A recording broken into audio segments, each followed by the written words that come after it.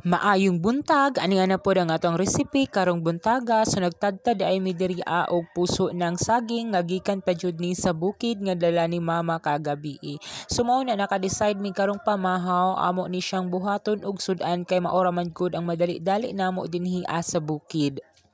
Kini di ay ang puso ng saging mga ka-daily kay nahumanan ni nakumutan og asin ni mama para mogawas ang iyahang duga o kining tagok kay mao man gud ni maghatag og kapait sa atong puso ng saging.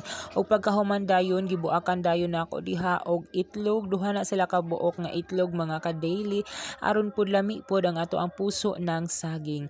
Then mao na ato lang jud siyang ipadayon og continue nato ang ato ang proseso karon sa pagluto sa ato ang puso ng saging. Duha ka itlog ang akong gibuak din ha mga ka-daily, din gibutangan po dayon na kog magic sarap kay mao man gud na makapanghatag o makahatag og lasa sa atong puso ng saging mga ka-daily. So kaning magic sarap dili ni siya sponsor, gipalit nako ni sa silingan sa tindahan sa among silingan tag 5 pesos na mga ka-daily. Then after nato na malabutangan og magic sarap ato po nang kutaw-kutawon kay para pud ma-mix jud ang lasa sa magic sarap og nuot jud sa atong puso ng saging ug ma-mix pud tong duha ka itlog nga atong gibatel.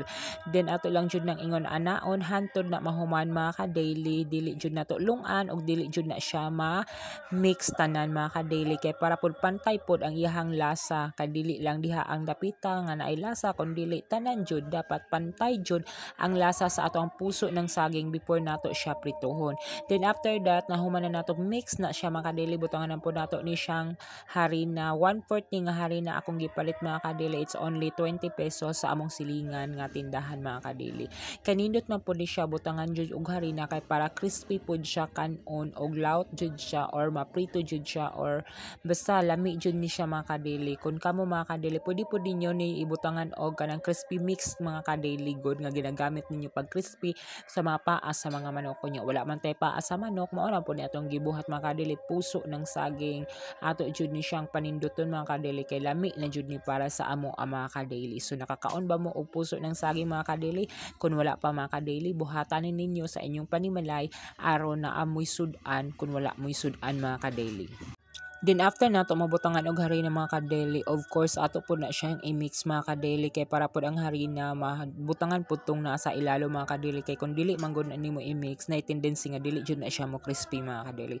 So mao nang ato adyo na siyang i-mix well. Kun sa tan-aw ni mga ka-daily nga ugara kaayo ang ato ang puso ng saging or kana sobraan ra pud og harina, pwede pud nato butang tubig mga ka-daily. So nagkuha ko isa ka baso diha nga tubig mga ka-daily.